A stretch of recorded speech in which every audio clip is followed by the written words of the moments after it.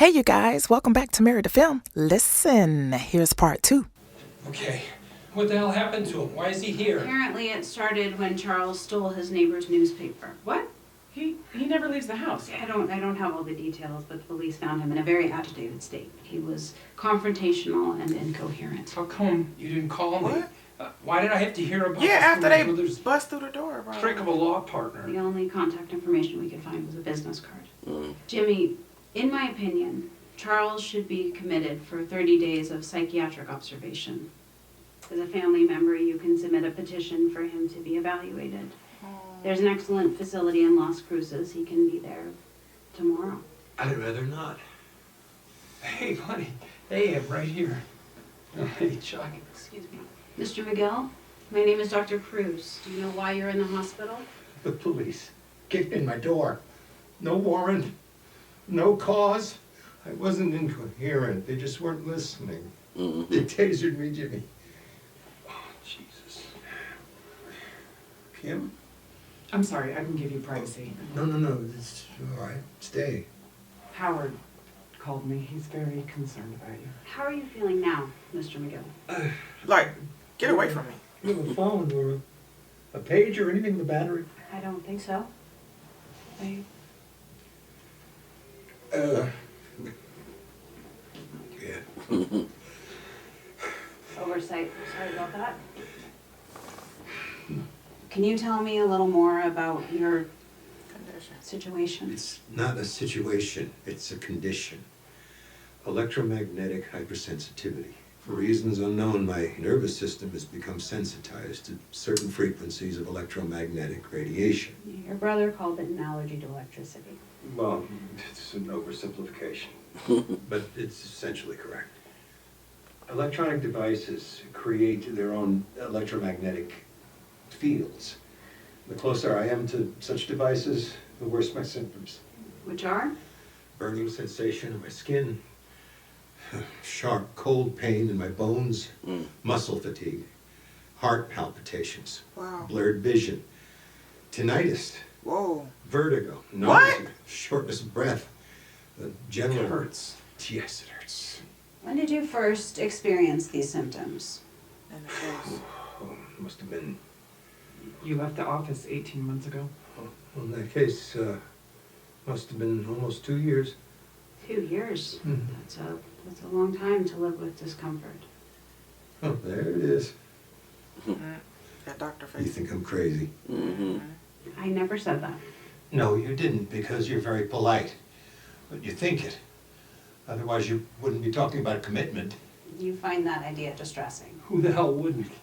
I find it inappropriate for a person suffering from a physical condition. Anyone who spent more than a few minutes with me knows that this isn't some kind of delusion.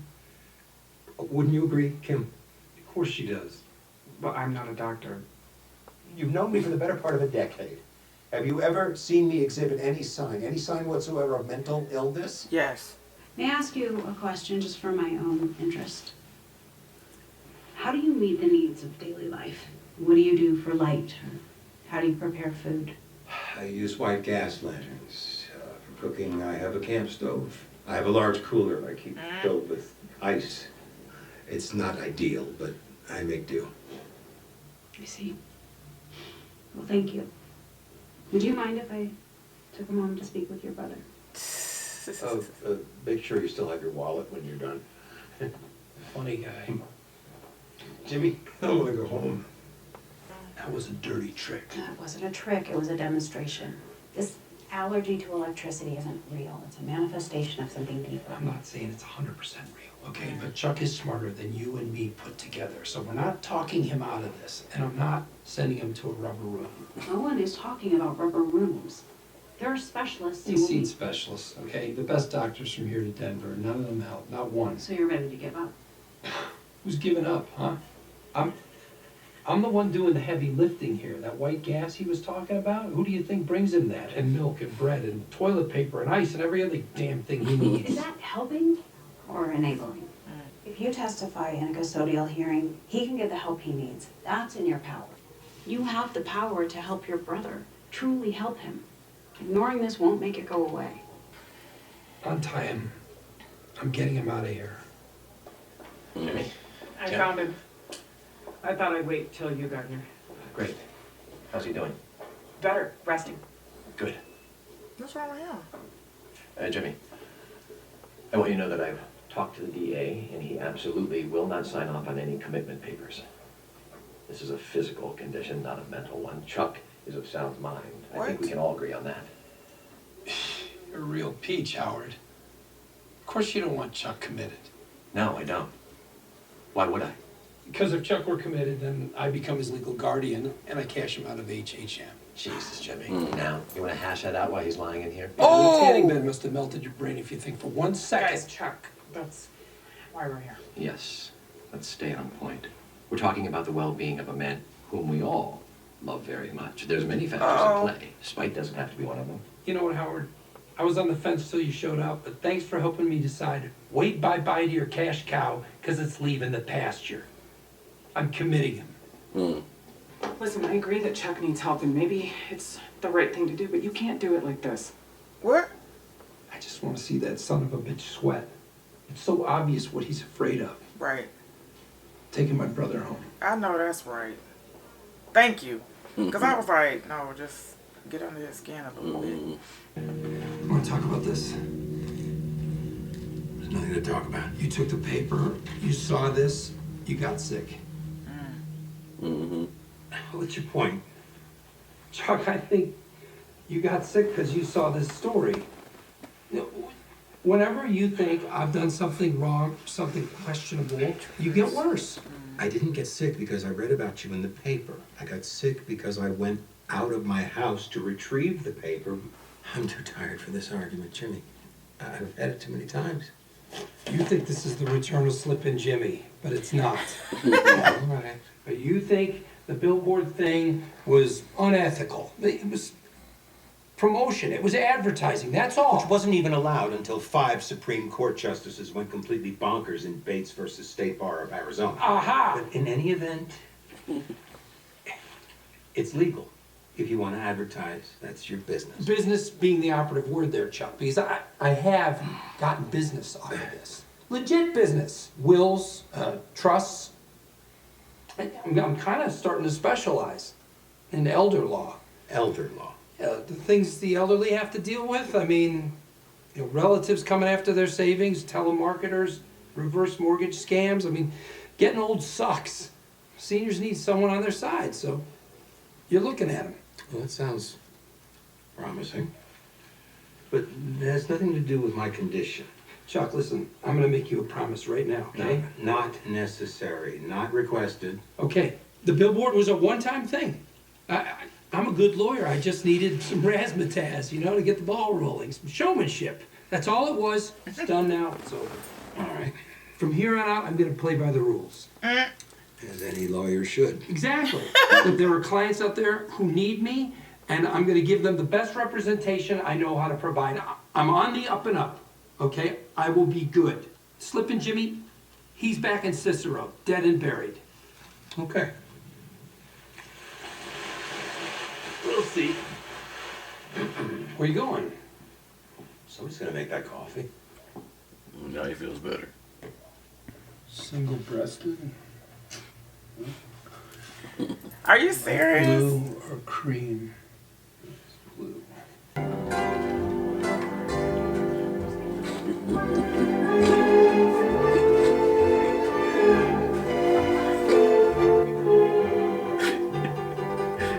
Hello there, James McGill, attorney at law. How are you this fine year? Oh my God. And how about you? Very good. Play fair. Oh, what do we got here? I see. He's trying to get away there. Enjoy the Jello. Get to the bottom. What do we have With here? his Matlock suit on. I cannot. Hey, there he is, the man in the booth. John Wilkes Booth, Booth Tarkington. What you reading there? The complete annotated book of rules for parking validation? No.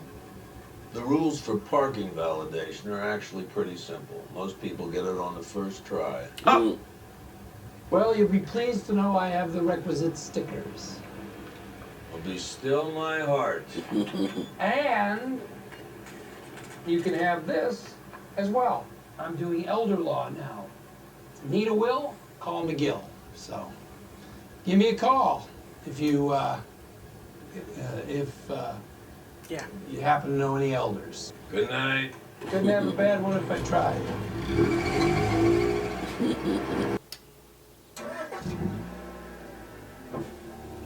Ain't that Mike car over there? I think he's spying on her.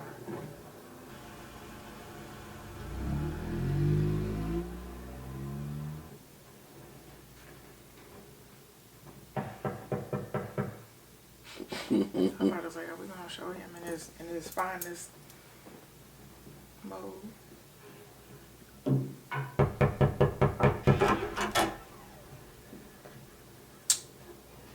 A long way from home, aren't you?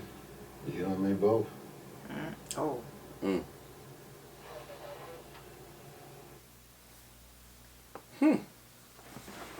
Alright, so that was the Alpine Shepherd boy. It started off with Chuck being investigated by the police for him stealing his neighbor's paper. He was like, "Hey, I left $5 down. It only cost 50 cents." And that was including the interest. So he's just talking about his rights and laws and stuff, and so that one cop went to the back door and peeked in and saw that he had cut all the electricity off in the house and everything, and so they ended up busting down the door. He was like, he's a tweaker for sure. And tasing him. He said, leave. He said, I'll open the door if you leave everything outside, Right. including your taser. That dude was like, They broke the door down and tased him. Man. So that was jacked up. yeah. And in the meantime, before we get to the hospital scene, Saul is sitting here getting business, weird business, mind you, at the beginning. Consultations, not business. Yeah, consultations from his incident with the billboard. So the first dude, he wants to secede from the United States. He said he pay him $500,000 now, $500,000 at the end. And it was sounding pretty good. I was excited for Saul and everything. He pulled out the money. It's his own money. Oh my God. And now I know why he was smiling so hard when he went to the right. safe and brought it back. I said, he brought it on a plate. Oh And my God. when he put it down, he was like, so he was like, oh yeah, this is fresh money, whatever. And he moved the tag back and seeing that it was the man's face on all the money. I mean, he done made his own money and everything. Then the next dude had a potty trained toilet idea, but it was rather suggestive, I might say. And it went over his head entirely. Yeah. Because he was like, yeah, before I even show you this, can you sign this consent form? Because I don't want Fisher Price or what was the other one that he said? I forget. I just remember Fisher Price. Some other toy, big toy company. Fisher Price and dang, I can't think of it. Anyway, when he opened the toy, he said, I'm pretty sure I've seen one of these before. He said, yeah, but that's not the creation. This is it right here. And so he just started throwing blocks in there, and that Joker started talking real suggestive. Like, yeah. That's a big one. Give it to me. Give it to me. Yeah, Chandler. Yeah, Chandler. I mean, he said, yeah, that's my youngest son. Oh, dude. He was like, you get, after Saul told him, pretty suggestive. It's not a good idea. It's pretty pornographic. If he's, whatever. He tried to kick him out the house. It was funny. He was like, you're going to need it, and Chandler's going to need some therapy. Right. So he said, I hope you do get this. I hope someone does. You sell this to someone else as far as the invention. He was like, yeah, because Chandler's going to need some help. Yeah. Therapy. Yeah. So when we get to the hospital, and they want to have his brother committed, and but the way Saul sounds it's like half and half. Like half of it, as far as his condition, half of it may be true and half of it may be you know, just his I can't think of it. He's imagining it up, pretty much. But he made the doctor. He almost got kicked out the hospital because he was turning the lights out and trying to unscrew the light bulbs and everything. But you know, Kim was with him, and she's like, "Hey, listen to him. This is guy's brother." He told the people he was allergic to electricity or allergic to electricity, batteries, anything with a battery. So he had everybody, you know, had a doctor take all her anything with a battery and watch his cell phone and all that stuff and put it outside the door. But she, but Chuck, man, he's smart. He's smart. Explaining his symptoms, and it was like as soon as everybody took everything out the room, you can see him kind of ease up and come back to sanity or whatever. Yeah. But he's smart, so he didn't want to be committed. And he just explaining everything that was wrong with her. And he's the doctor. He's like, I know you think I'm crazy. You're not saying it because you're nice. But I know you're thinking it. Because her demeanor changed. And he caught on to that. Her demeanor changed. He was like, as soon as he said that, it was another symptom that he said. And she looked and she said, yeah. Or it was something that she said, Oh, discomfort. She said, that's a long time to be in discomfort. And it was just the way that she said it. And he was like, yeah, so I just know you think I'm crazy just because of the way you said it. You're a doctor, but you're being nice. But the thing about that I wanted to elaborate a little bit on is that your mind is very powerful. You can literally will yourself sick. If there are certain things that you don't want to be involved in, or you think that that's a trigger of some sort, you can literally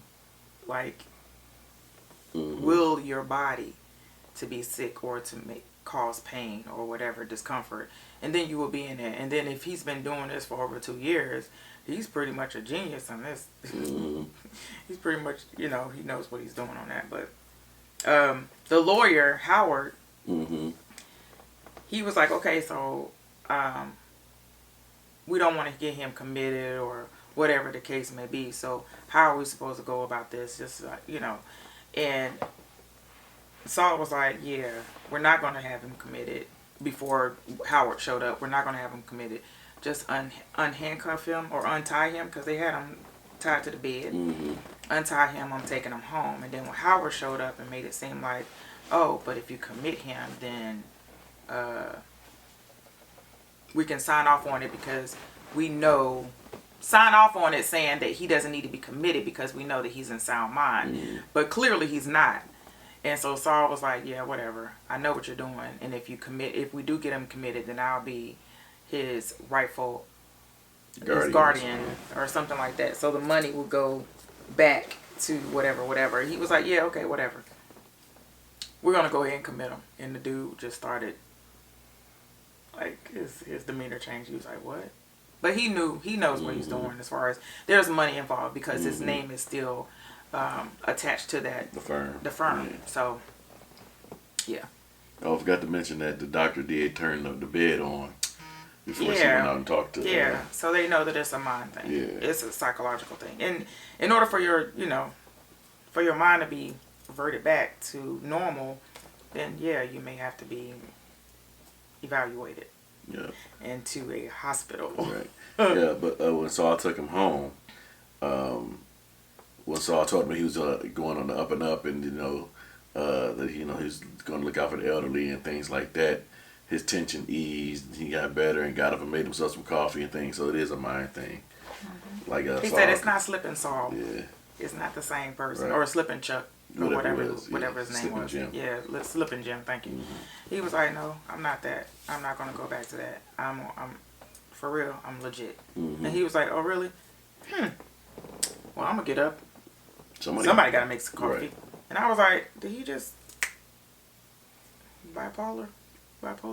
Right. And now I guess we're getting ready to get into some of Mike's story. Yeah, that whole thing was nothing. Right. They just showed him going from night to morning as far as his shift, and he went to breakfast. Then he was stalking somebody. I think it was his daughter. And evidently the police found him. He's probably in a restraining order. No, that's what it felt like. It was a restraining order, and he violated his restraining order. And the dude said you're a long way from home or something like that. He said, so are you. So. Go figure. Go figure. Mike wasn't always in New Mexico. Right. Do. Right. Okay. All right, so let us know what you guys thought. Yeah. We'll see y'all next time. We love y'all. No spoilers. Hey, wake up.